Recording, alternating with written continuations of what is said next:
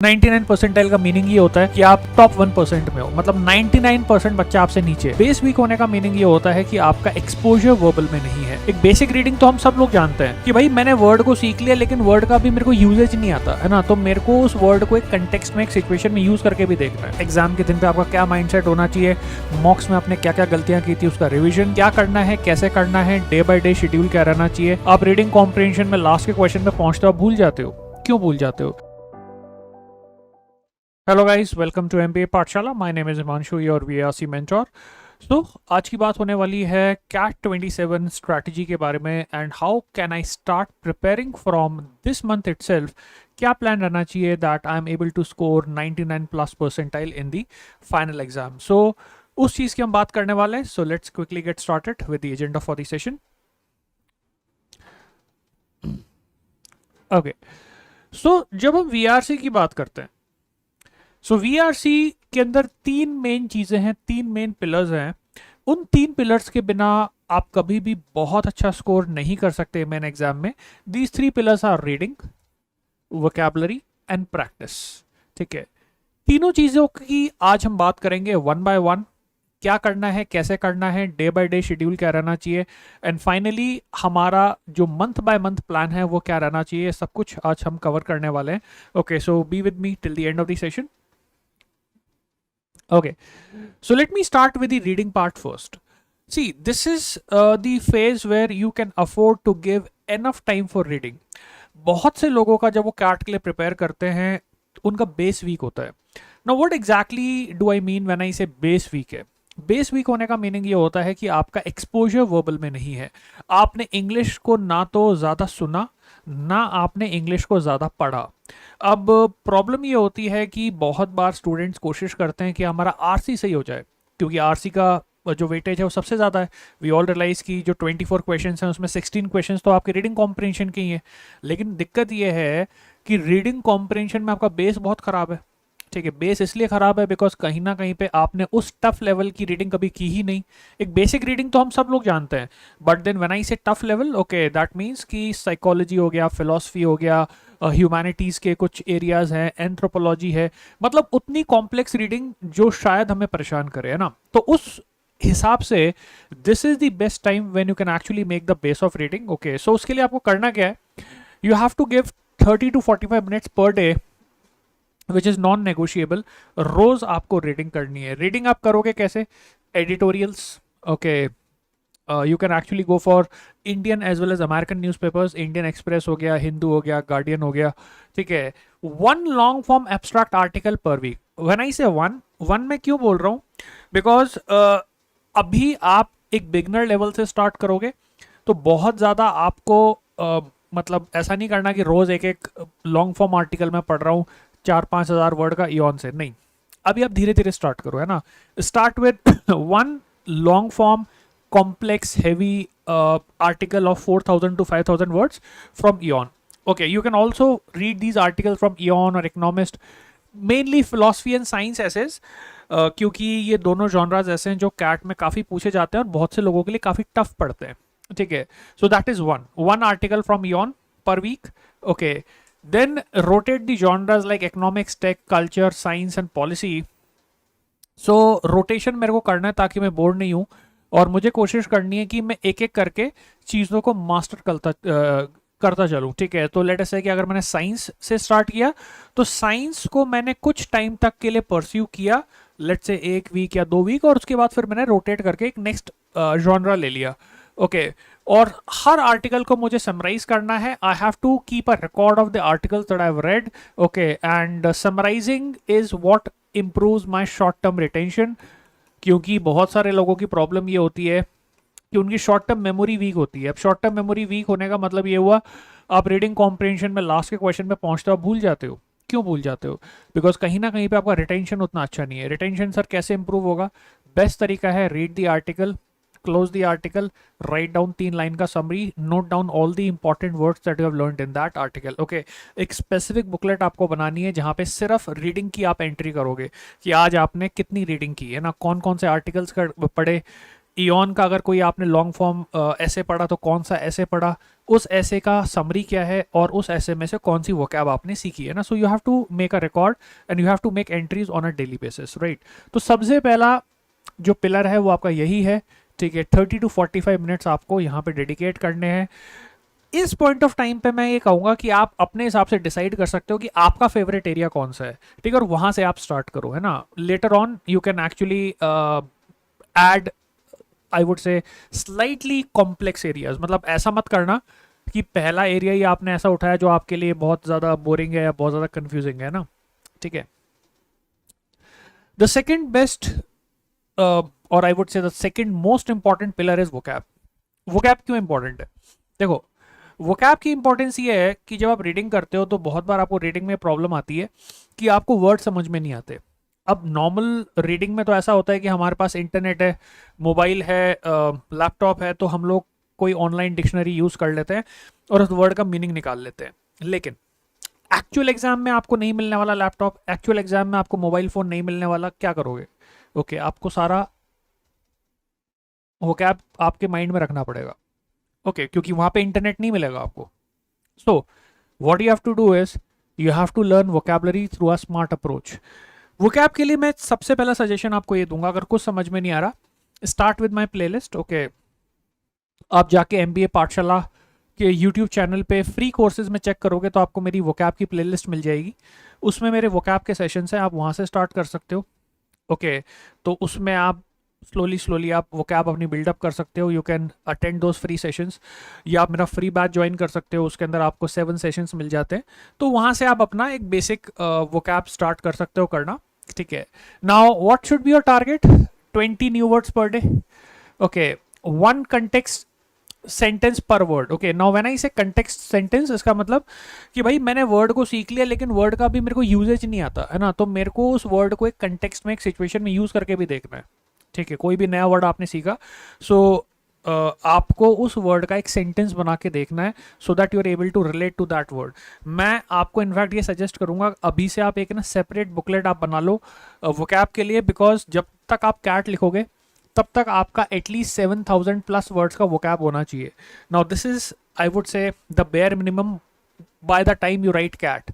और ये हो सकता है नंबर आपको बड़ा लग रहा हो कई लोगों को, ठीक है, लेकिन ये इंपॉर्टेंट है क्योंकि जिस लेवल का कैट का पैसेज आता है, ठीक है, और जिस लेवल के ऑप्शंस आपको मिलते हैं, ठीक है, पैरा समरी या पैरा कंप्लीशन या फिर रीडिंग कॉम्प्रिहेंशन में, उनमें ऐसे वर्ड्स होते हैं जो बिना समझे आप ऑप्शंस को एलिमिनेट नहीं कर सकते, ऑप्शन को समझ नहीं सकते.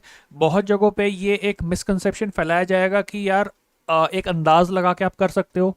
अंदाज लगा के आप रीडिंग कॉम्प्रिहेंशन में कर सकते हो, मतलब एज इन पैसेज को समझ सकते हो आप कुछ हद तक, ठीक है. वो भी 100% आपको समझ में नहीं आएगा बिना वोकैब के. लेकिन जब आप रीडिंग कॉम्प्रिहेंशन के क्वेश्चन के ऑप्शंस में पहुंचोगे ना, तो ऑप्शंस में इतना ज़्यादा आपको आइडिया लगता ही नहीं है. तो अगर आपको वर्ड का मीनिंग नहीं पता तो वो ऑप्शन आपको समझ में ही नहीं आता, okay. So that is the importance of vocab.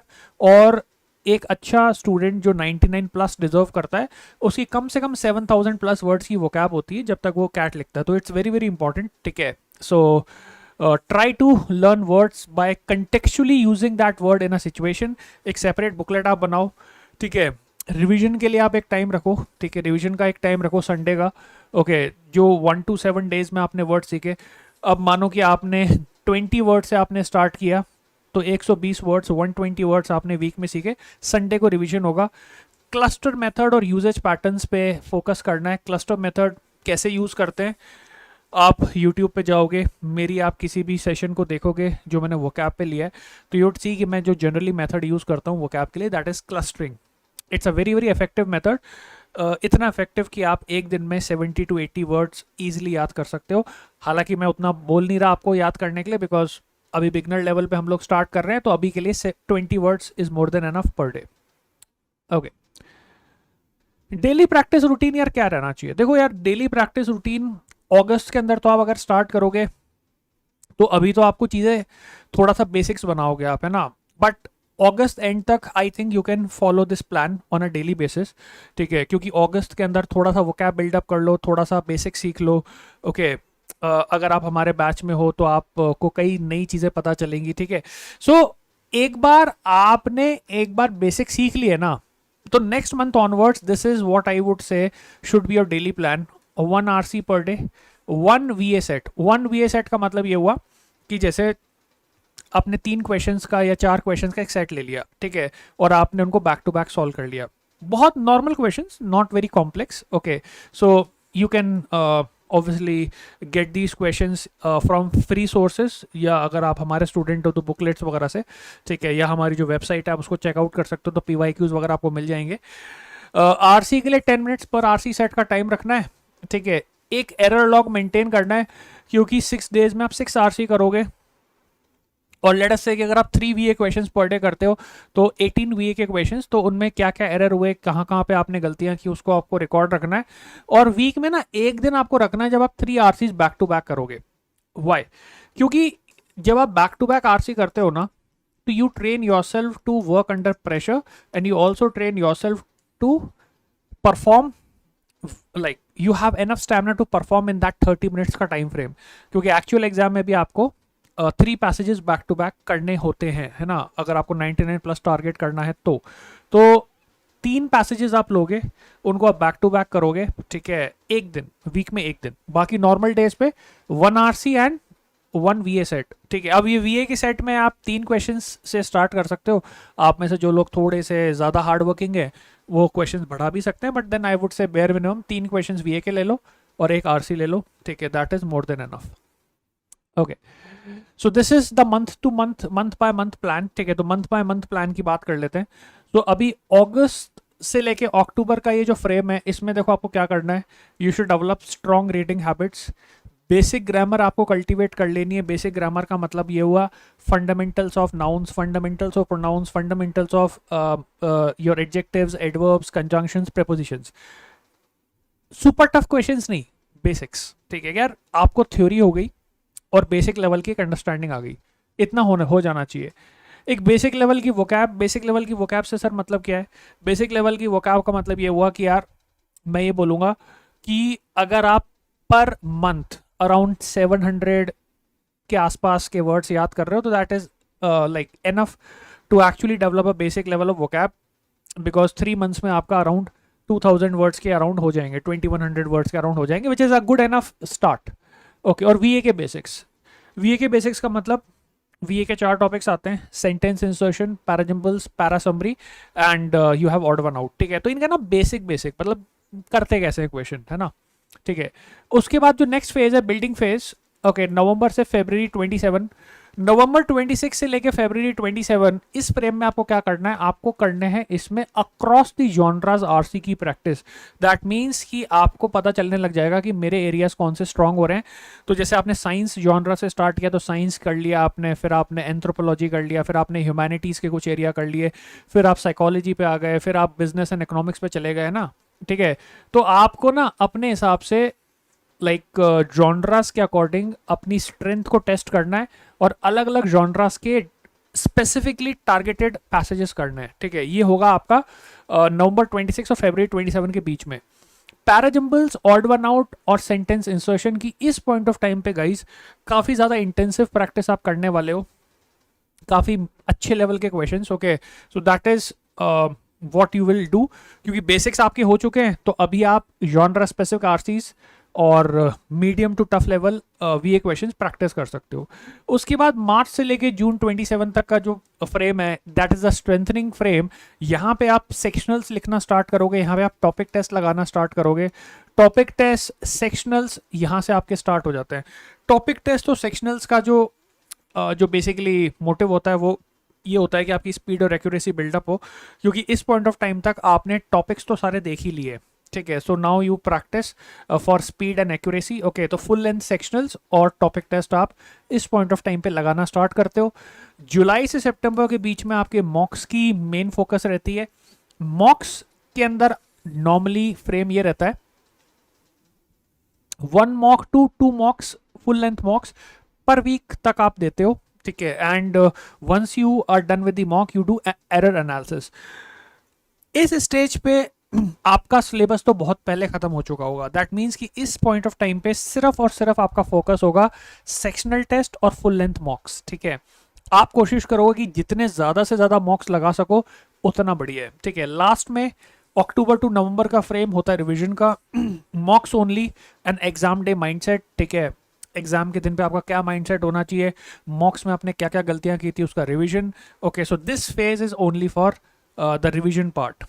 Okay, so this is how your schedule, month by month schedule should look like if you're planning for a 99 plus percentiles. Okay, है ना, 99 plus percentile के लिए आपको इतना effort तो कम से कम लगेगा, है ना, क्योंकि 99 परसेंटाइल का मीनिंग ये होता है कि आप टॉप 1% में हो, मतलब 99% बच्चा आपसे नीचे।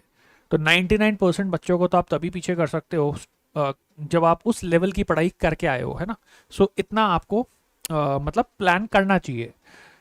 Okay, quick recap, daily reading habits ये अभी से स्टार्ट कर दो, वोकैबुलरी इन कंटेक्स्ट अभी से स्टार्ट कर दो, आरसी प्लस वीए डेली ये आप नेक्स्ट मंथ से स्टार्ट कर सकते हो, एक बार बेसिक्स थोड़ा सा बिल्डअप हो जाए, ठीक है। उसके बाद like sectionals, okay this is sectionals and topic test, फिर आप सेक्शनल्स और टॉपिक टेस्ट को लगाना स्टार्ट करोगे। Okay, then you are following the road map follow करने के अंदर एक फेज आपका फुल लेंथ मॉक्स का है। ये बेसिकली आपका एक्चुअल कैट के 3 to 4 months पहले की बात हो रही है।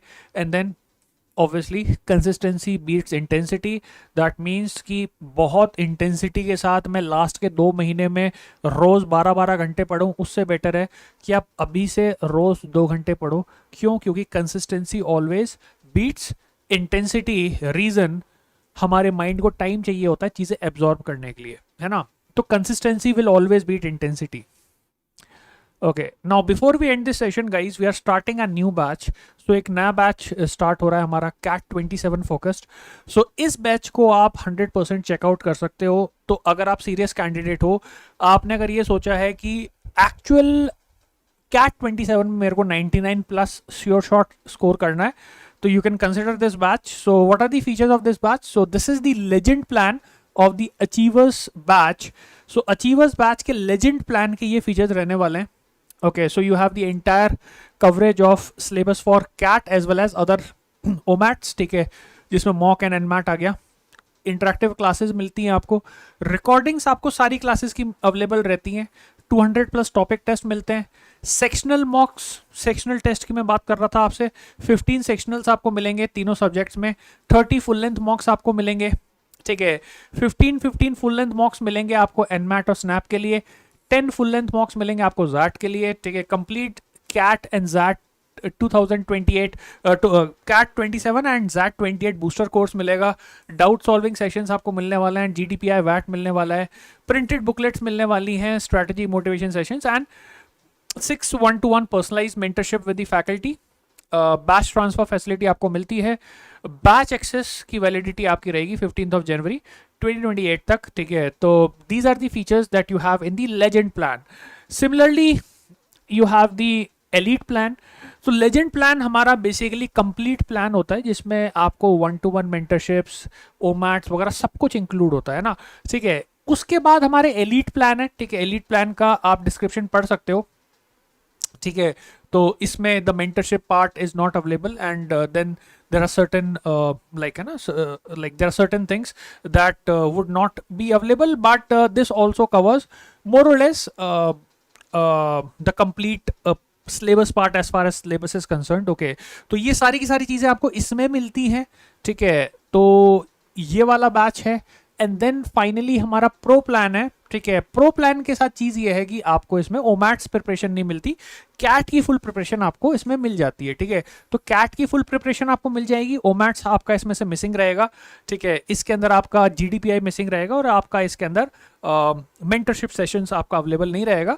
बाकी सारी चीज़ें आपको इसमें भी मिल जाती हैं, ठीक है। तो ऑब्वियसली आप इस वीडियो को पॉज करके पढ़ सकते हो कि ये क्या सारी चीज़ें हैं, ठीक है, so that you have more clarity on what the batch is gonna offer you, okay. So that's it guys for this session. If you like the session, okay, do press the like button and you can share or comments whatever you felt about the session.